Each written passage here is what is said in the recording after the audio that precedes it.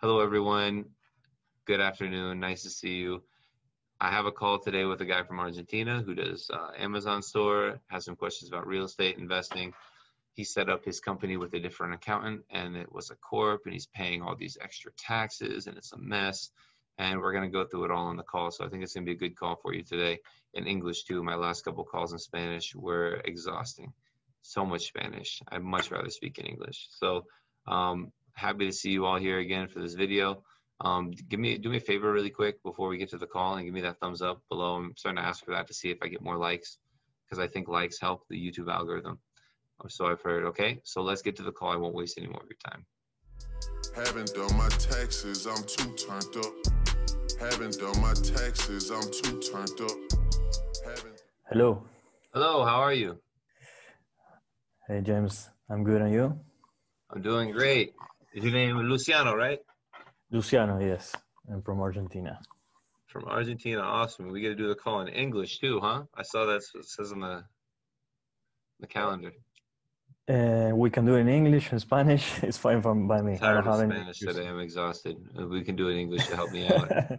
No worries, no worries. I'm used to speaking English, so it's okay. Perfect. So thanks for scheduling a call. It's great to meet you. La Rana Imports. You already have an LLC, it looks like. Correct. Yep. Did you find me on YouTube? Yes, I was doing some research because I recently found out that I was not really entitled to pay income tax in the States. I was doing some research and I came across your YouTube channel. So awesome. I started watching some videos and there's some very nice content there. So congrats for the YouTube Oh, cool. channel. No, thanks for scheduling the call and everything. So what questions do you have for me today? What's your, can you tell me about your business? Sure. So let me tell you, I'll give you a little bit of background. So my LLC was formed last year in June, 2019. And I basically own two brands where I sell physical products through Amazon. So I operate through the Amazon FBA model. And well, that's actually the core of my business. Did you have any issues setting up your Amazon store being a non-resident from the US and having an LLC? Not really. It was really straightforward. I know that recently Amazon has been a bit more strict in terms of restrictions to foreign owners of I think so, because some people are having a hard time, and you just said it, you just like, yeah, I've been doing this, like it wasn't ever a problem for you. Yeah. Oh, really? Okay. I mean, some people are having a lot of problems. Yeah. So in terms of creating the LLC, I just hired, can't remember now the name of the company, but someone to do it for me. It was very straightforward, really. My issue, and it's actually the first question, is that, well, I paid income taxes last year. I didn't know that I was not entitled to pay income taxes in the States. So have you been paying? Yes, I paid last year and the first quarter of this year. How much did you pay? In total, it was $6,000. Ouch. Okay. Yeah. Well, I was actually working with an accountant last year, but she was not aware of this, or she didn't advise me correctly, or I don't know. But yeah. I mean, I would take the position that you don't have to pay any taxes in the U.S. based on the fact that you don't live here or do anything here. And there's no guidance on it yet. You're still a pretty small scale, but there's no guidance on it yet from the IRS as to how they treat like using Amazon and wholesalers and stuff like that. But I don't think you should have to pay taxes, and I talk about that a lot on the channel. I saw your videos. Yeah, that's why I said, okay, I will go to schedule a call with you. Yeah. Yeah. So I also read somewhere that there's also a possibility to claim those taxes back. Yeah, we could file an amended return and say that you actually did have no business income and just request a refund. Okay, so that's possible then. Yeah. Okay, and that's something you will be able to help me out with. Of course. Yeah, good. And in terms of timelines, I guess the IRS is quite slow, right? For some things. Some things are automatic, some things are manual, and the manual things are very slow right now. Okay. Okay. And in terms of costs of claiming these taxes back? I think we're doing tax returns. If you already have the return done, I don't remember. It was not very much for doing that, like $600 or something, $700. I have to look at what it was. Okay, Maybe $750 or something. But then we have to do this year and last year. I mean, the amended. So we have to do an amended return for 2019, and then for 2020, since you already made a payment, you can just file a return next year when the year is over. Okay. Yeah. And so you got an ITIN too, right? No, I have an EIN for my company. I don't have an ITIN. How did you file your tax returns without an ITIN? You do a W-7? Oof, I need to ask my past accountant. Because you can't file a tax. Did you apply for a tax ID? Did you apply for US ITIN? No, never. Okay. I'm just thinking it could be complicated because normally if you don't have a tax ID, you have to apply for one. Otherwise, there's no way of the IRS matching up your payment with your tax account because you have no tax ID. So it's just like you made a payment. We'd have to send proof of the payments, proof of the tax return, and then link it all, and then file an amended return and hope that they process it the right way. Because it's not, like I said, it's just they don't have anything to link it to. So it might delay it. It might make it more complicated because it doesn't look like it was done right. When you send a U.S. tax return with no tax ID, you have to apply for one. Okay, but if I have a company, in order to file taxes, I need a personal TIN number? If you have an LLC, it doesn't exist for tax purposes. So you would have... one more thing, because I think what my accountant did is that for tax purposes, she filed taxes as if I were a C corporation. Oh, then you can't request a refund then because the C corporations have to pay tax in the U.S. You should open a new company that's just an LLC, then you don't have to pay taxes. The C corporation will always have to pay taxes. Okay. I don't know if you can't revoke. You can't revoke the election. You have to do it within 60 days. So I know it's annoying, but using the Corp, you're paying taxes in the U.S. There's no getting around that. Okay. Even though because I still have an LLC, right? It's just for tax purposes that. Well, that's the problem because you made the election. You shouldn't have made the election. Okay. So I cannot revoke that then. You can't revoke the election. You can't within 3 years or something. It's not like you can just make it and then revoke it right away. It doesn't work like that. Okay, I see. So either starting a new company so that you don't have to pay taxes again and just not making the election would work, or just continuing to pay. Another option is paying yourself out of the company profits, so the company doesn't have very much profits. That would lower your tax, like paying yourself a management fee so you can lower the profits of the company. Not dividends, but like management fees. Okay. That'd be a way to lower your taxes going forward. Okay. What kind of accountant were you working with? It was just because I have family there in Florida, and it was just the accountant. Or just a local person? Member. Yeah, not many people specialize in like online, internationally owned, foreign-owned businesses like this. So a lot of the advice is just like based on what traditional experience, which isn't the same.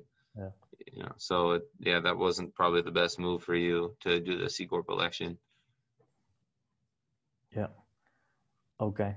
So moving forward, the best thing for me, if I want to stop paying taxes, is just to create a completely new... Open a new LLC or pay yourself management fees to a U.S. account that you have from the corporate account. Okay. Those are like the two good options I think that you have. Okay.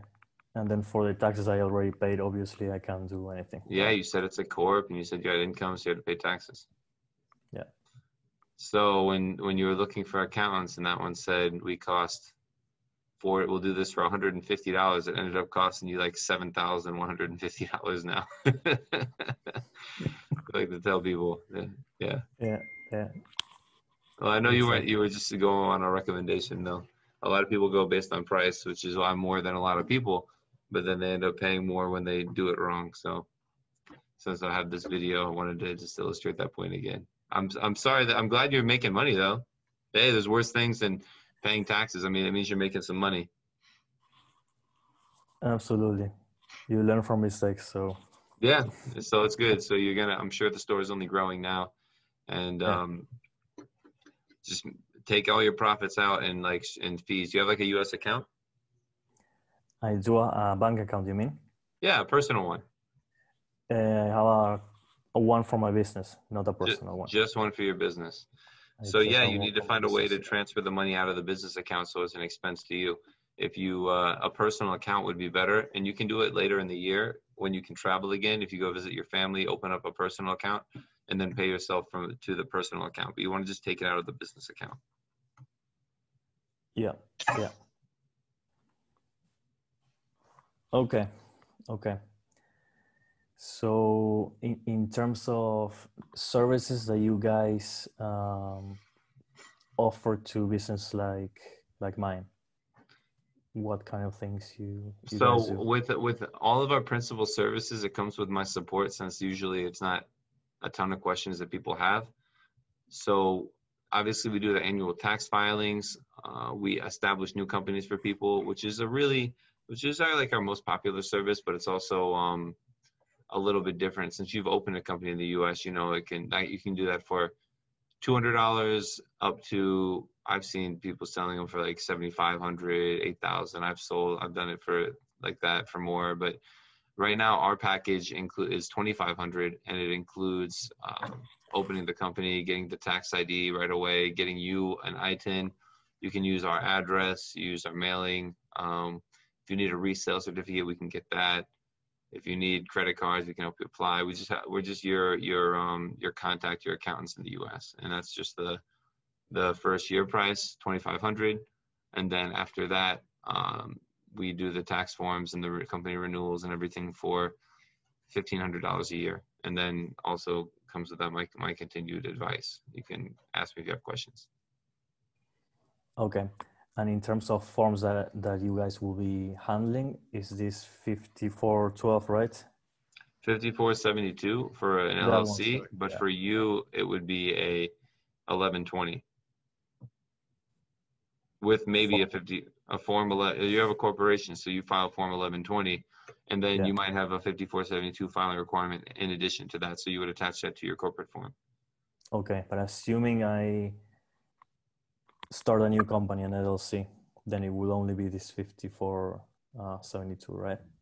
Yes, and maybe since you already have the Corp open, or the other LLC, and it's in Amazon, you're already selling, maybe you open a new LLC just so you can pay yourself from the other LLC. So what do you mean? I mean, like right now, the Rana company is making, you make $20,000 this month, you pay yourself $18,000 commission to your other LLC. So you send money from your one LLC to your other LLC. And then the one LLC is a Corp, but the other LLC is not. So you don't pay taxes on the profits on that other LLC. But it's still a business expense from the corporate side. It's just like opening a personal account, but having an LLC instead. Okay, so you think that would be better than to just start all over again with a new company? Yeah, only because, like I said, registering with Amazon has been more difficult. You have a history there, and you don't want to make a new account. I mean, I'm not saying don't make a second account. I'm not saying don't try and do another one, but closing down something that's already working, I wouldn't say just stop it. It's because it's already working. Let's figure it out now. Yeah, makes sense. Yeah, it's a good idea. Okay. So I am full of good ideas. So I'll send you an email with the details of that package if you want to move forward with that. And do you have any other questions? Yeah, let me see, because you also mentioned it briefly. I had a question regarding credit cards, how complicated it is to apply for a credit card in the US. So there's, if you have an Amex in your home country, you can get an Amex in the US kind of easily by calling them. That's one way that's been working. Otherwise, we have to request a tax ID for yourself so you can start building credit. And then it's not that easy. It takes time because it just does. So you need a tax ID though to link all your credit cards to, so that that's just how they assign information to people. It's like the main sorting tool is the US tax ID, the social security number. So we can get that for you, and that's included in our base package. So you know, if you get it now, well, we apply now, you'll get it in like 5 or 6 months. It's taking forever for this form. And then, you know, in 2 years, you'll have a credit score. A year and a half, you'll have a credit score, and you have credit cards in the US. Okay. Interesting. And that's also included inside this package. Yes. The expert expansion package. I haven't have a good name equal in Spanish. I couldn't find it, like Tu Empresa en America, but I think the expert expansion sounds much better. Okay. Let me see. I had some other questions for you.